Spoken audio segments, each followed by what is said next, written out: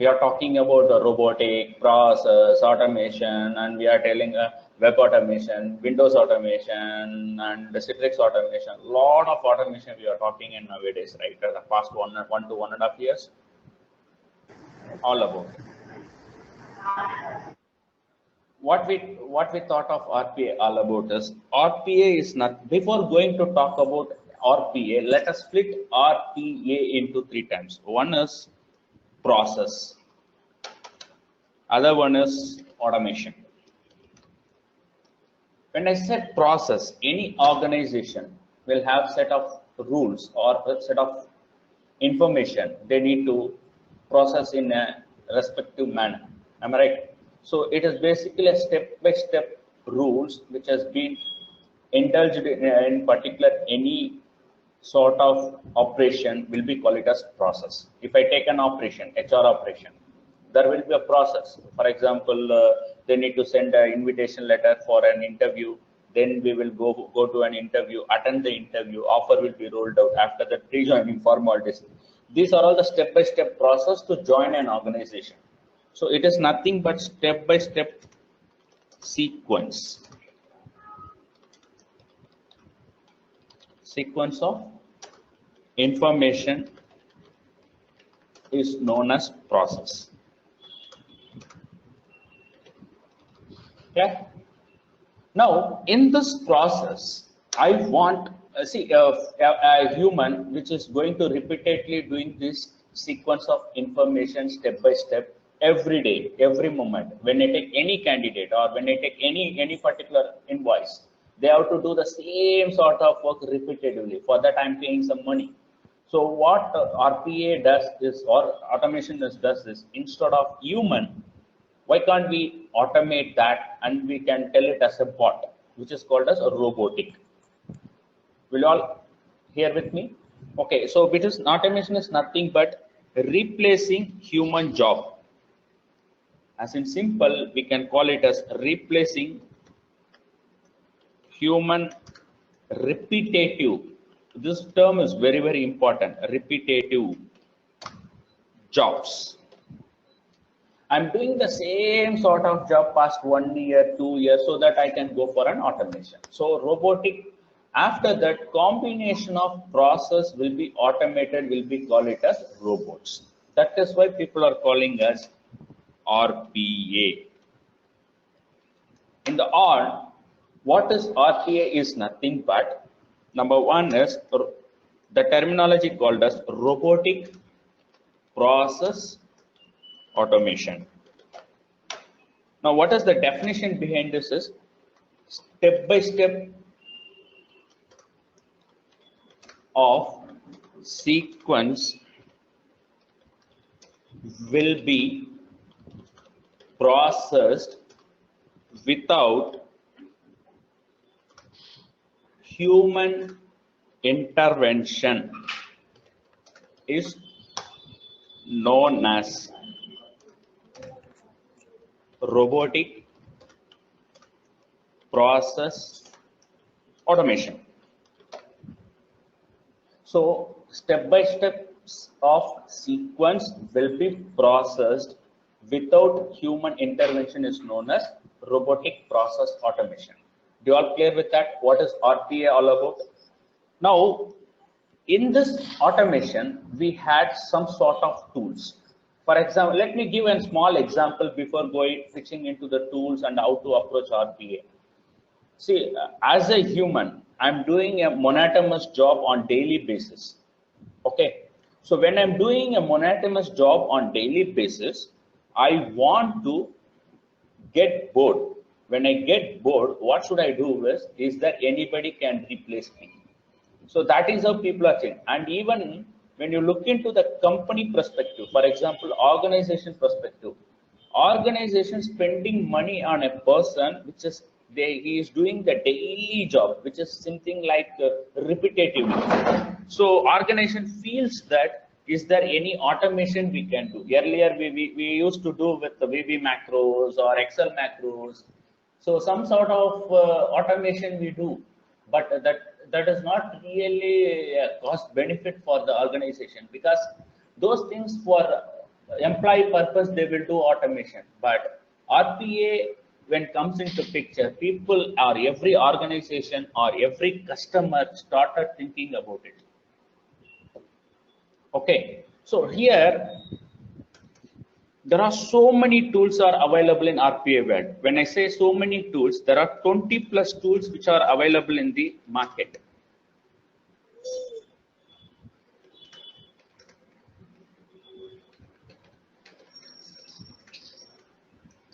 There are 20 plus tools which are available in the market. Okay, so in this 20 plus tools, before going to talk about these tools, first we have to understand different type of applications which we are currently using in the market. Okay, one is front-end application.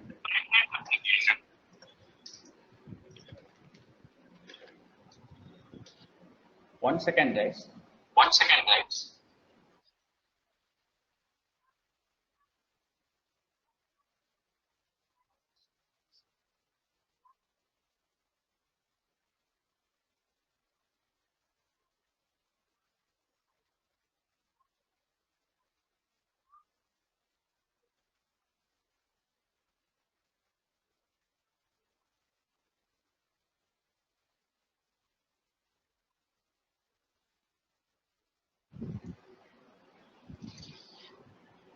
So when you say front-end application, the application, somebody can mute because voice is repetitive. Hari Krishna, can you go for a mute, please?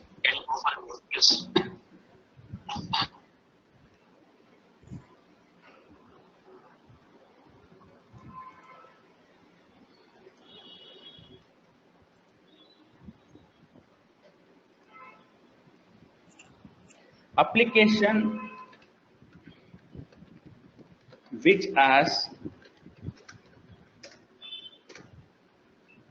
user interface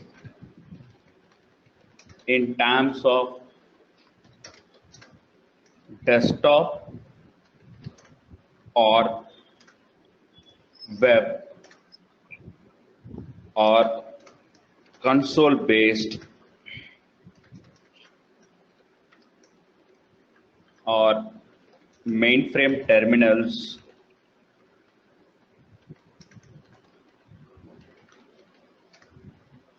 will be called it as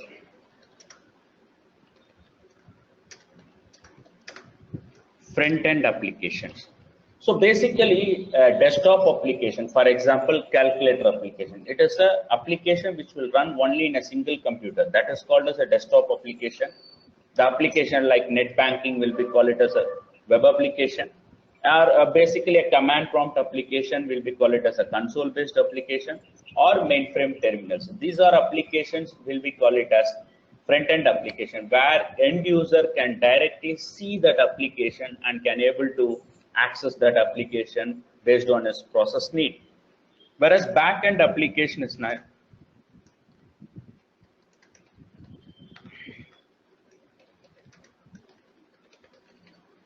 Back-end application. The application which has been run in the background. Sorry. I can change it as background. Background will be treated as back-end application. Will be call it as back-end application. When I say back-end application, these applications cannot able to visible to the end user. But for example, bad jobs. For example, you are creating an account in a bank. What happened? They will collect all your documents and all your informations. Then they will upload into it. All of a sudden, early in the morning, around 5 o'clock or 6 o'clock, you will get a message saying that your account has been activated. Because these things will be run in a batch, which nobody knows that there will be a set of rules has been available. Those backend application will process and it will provide you the account number activation. So that is the type of application. Okay, now go for the RPA tools. You all clear with this point? What is front-end application and back-end application? Is there anybody have a doubt?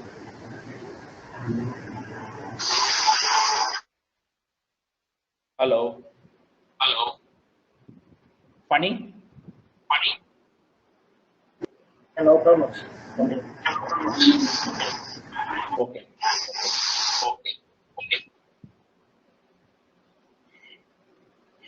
Pawan, yes, Pawan, we can also able to automate API.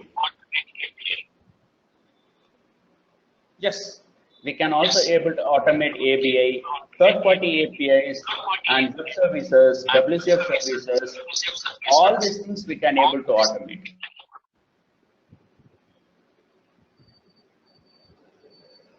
Okay, RPA tools are which are very familiar in the market is number one, Blue Prism. Number two, Automation Anywhere.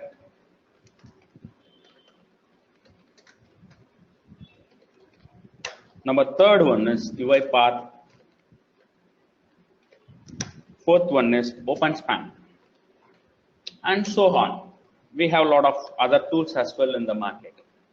Currently, we are going to talk about Automation Anywhere. Before going to talk about Automation Anywhere in detail, let me talk about whether Automation Anywhere can able to automate both front end and back end. Yes, it is.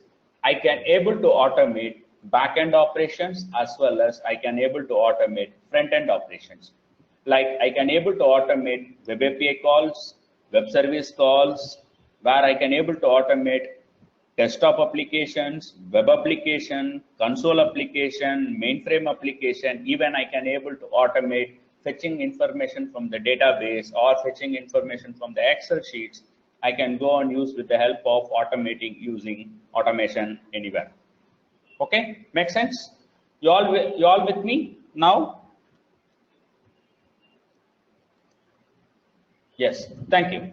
Let's go and talk about Automation Anywhere.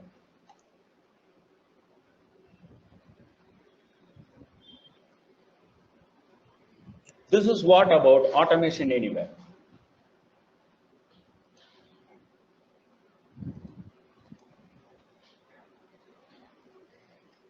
In Automation Anywhere, first let me talk about what does Automation Anywhere has. Almost 30,000 or 3,000 enterprise customers which are available across the globe, and 14 to 20 BPO process people are available in the market. Before going to talk about what is the difference of BPO and BPS, why we are calling it as a BPO, why we are calling it as a BPS. When I say a company which will do only for a BPO operation, they will be called it as BPO. Example, Sutherland or IBM have their own call center. They all will be call it as BPO. When I say BPS, BPS is nothing but which will have only BPS operation. For example, Cognizant, TCS, Wipro, all they have both IT and ITES. ITES in sense it is a back office operations. Or you got my point? So that is why they will call it as BPS. So here almost 17 to top 20 BPO operation people are aware using Automation Anywhere as of now. And second thing is cognitive. What is cognitive all about is which basically to understand and work as a human will be called it as humanitic nature. Only the robotic will not able to do a judgmental task. It will only do the repetitive task what human does. For example, I want to capture a particular element where I have to enter some information. I can go with cognitive task. So this is cognitive. This is what Automation Anywhere as of now. The latest version of Automation Anywhere which we are currently using is 10.3. If you want, you can make a note of it. It is a 10.3 version we are currently using in the market.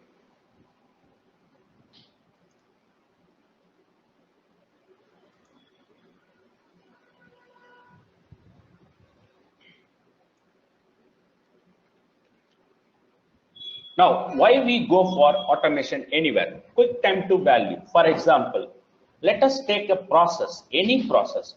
For example, I can say insurance I need to claim.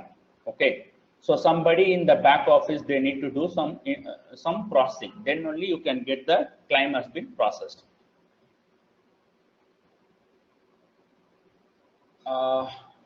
Prashant, yes, I will update that information while going through with the session. Okay, I will update you that question. Okay, don't worry. Okay, quick time to value. The quick time to value is nothing but where you are going to, a human will do the process for almost 12 to 15 minutes. Okay, whereas when I place a bot, it can be do it in 3 to 4 minutes. That means compared to human, bot is doing the same information or same type of strategical things will be done by bot within a 3 minutes or very less time compared to others. So that is why it is called as quick native value and scalable from desktop to data centers. When I say scalable from desktop to data centers, it's basically able to, I can able to automate with the desktop applications. I can able to work with the desktop applications. 1 second. Vasant, what is the problem?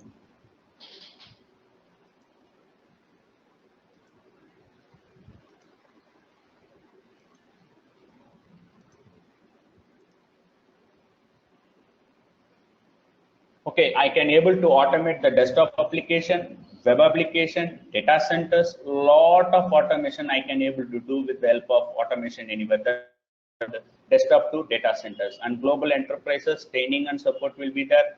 I already talked about cognitive and analytics enabled RPA strategies. Okay, let me talk about what is cognitive and analytics in detail in upcoming slides. Let's go back to the RPA along with automation anywhere. Assume before automation here, before automation, I am doing some set of work. There are 5,000 people where they are investing almost 75,000 cost, but they are processing only 10 million process. Before automation, that means there are almost 5,000 people are spending the time to process almost 70 million process. For that, the cost occurred is $75,000 million. After automation, after I'm automating, what will happen? That 5,000 people will be reduced to the 500 people. Okay, so almost 200 of FTEs. When I say FTE is nothing but full-time employee. Let us calculate how the FTE will be. As per an organization standard, when I say FTE, it is a 1 month effort. When I say 1 month effort, 22 working days. When I say 22 working days, per day 8 hours, it comes around almost 160 plus 60, 176 hours in a month, including excluding Saturday, Sundays, or is there any holidays will be there. Sometimes it may be 20 days, sometimes it may be 21, depends on the month. Okay, so almost when I say 1 FTE equal to 176 hours of effort will be called it as 1 FTE. Let's come to the slide. Here, almost 2000 FTE, that means 2000 into 176 hours, a bot is going to be processed. For that, the amount which they are spending is $15 million. How much of claims they are processing? 50 million claims. A human is processing 5,000 people, only 10 million process. Whereas, if you look into here, only 500 people maintaining the bots, almost 2,000 bots, 4 per bot, and the cost which they are investing is just $15 million, which their resultant getting is 15 million process. So, as an organization, can I go for robotics or not? You think in that perspective. As an organization, can I go for automation or not? Anyone can answer this?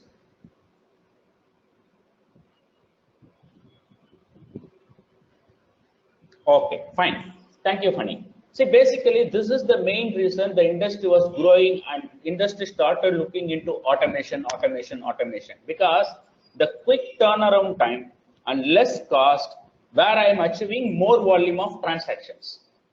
Quick turnaround time, less cost, more volume of transactions. Okay, so this is why it is called it as automation anywhere cheaper.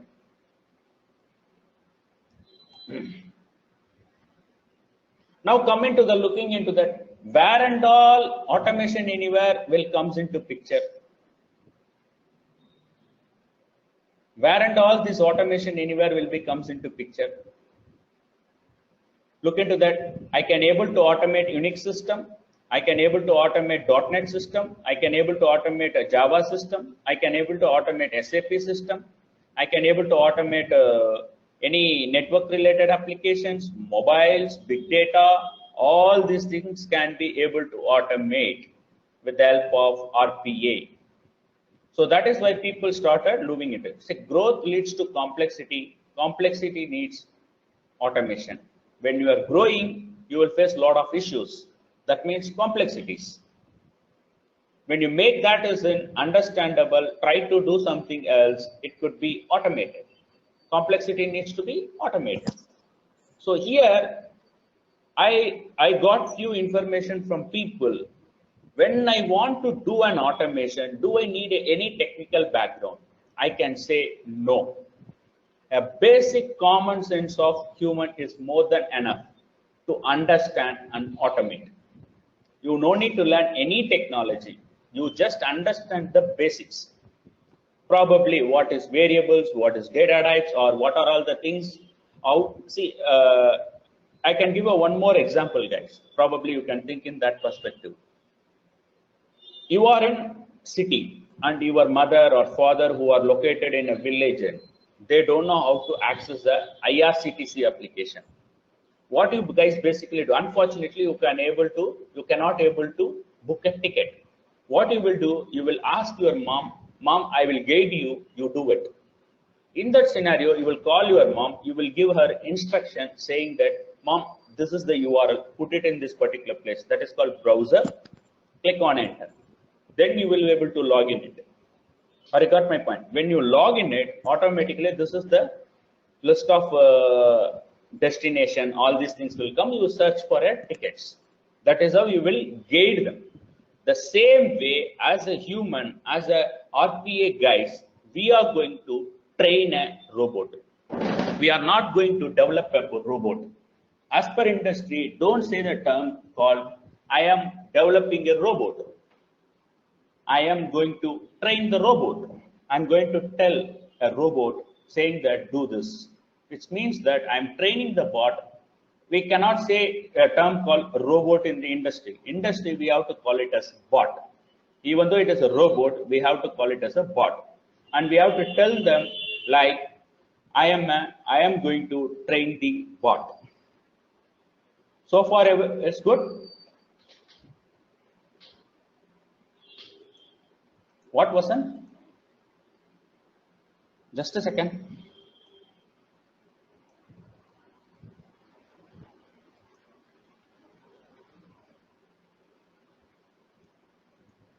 Okay, fine. Okay.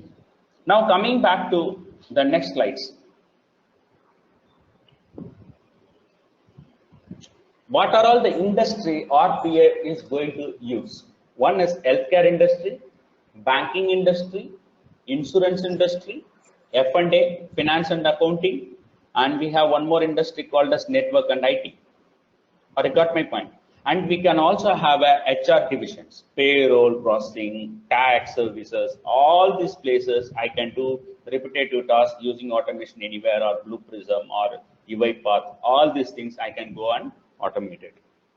See here, claims administration, audit management, eligibility data integration. In India, we don't have a concept called health insurance claims, but if you go for out of country, definitely all these particular claims will be processed. Banking will be there, banking sector, how to create an account, reconciliation, how to manage a customer, all these things, they have a back office operation. To reduce those people, you are going to do a banking automation. Okay. Can I go for a next slide, or do you have any queries on this? Anybody have any information is required?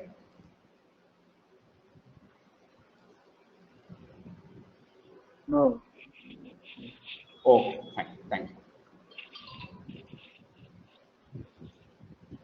you. Now cooking it, thank you. Let's go ahead. What is RPA? It is basically a rule-based robots, front-end automation, multi-system integration, structured data. These are all the four information. If I want to automate anything, I need to understand rules. That is called as rule-based automation. Front-end automation means earlier I discussed what is front-end application, what is back-end application that they are talking about. Multi-system integration. For example, I have a API, web API, which is present in one particular application. I have front-end application. I'm going to club together. That will be called it as multi-system. Democratize automation, which is called a demo. The systems are in different locations. We will access that. That will be called it as democratized automation. Structured data. Yeah, data can be understandable format that can be readed in a structural way that can be automated with the help of RPA platform. Now, if you go for cognitive platform, it's basically a thinking capability of robot. See how human will make a decision, that the same way the robot is going to think. For example, algorithm based decision making. You are writing some algorithm. Based on that, you will take a decision whether it has to go in a positive note or whether it is going to in a negative note. Those kind of thinking capability will comes into cognitive platform. Self-learning ability. It has to learn on its own. For example, there is a TIFF image which can be read. And guys, one more thing you have to understand, like something which you are written in a paper can be uploaded as a PDF. You cannot able to read those documents with the RPA, because handwritten documents that words or text could be, everybody will write in their own format to their understandable purpose. So it is very difficult for a bot to train. Whereas something is a structural document, I can able to easily locate that and pick the document content very easily. For that, RPA has OCR. OCR is a very long version which was there in 2002, 2001 itself, but it was day by day it got matured. So people are started using OCRs. Now I will talk this analytic platform later point of time.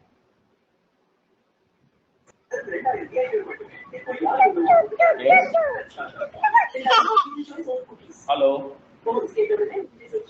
Somebody has voice is listening. Okay, thank you.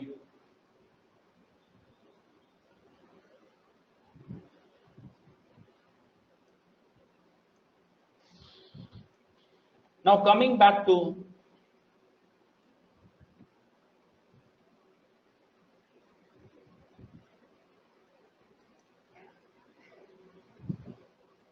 know your bots in Automation Anywhere. Before going to talk about Automation Anywhere bots, let me talk about Automation Anywhere architecture.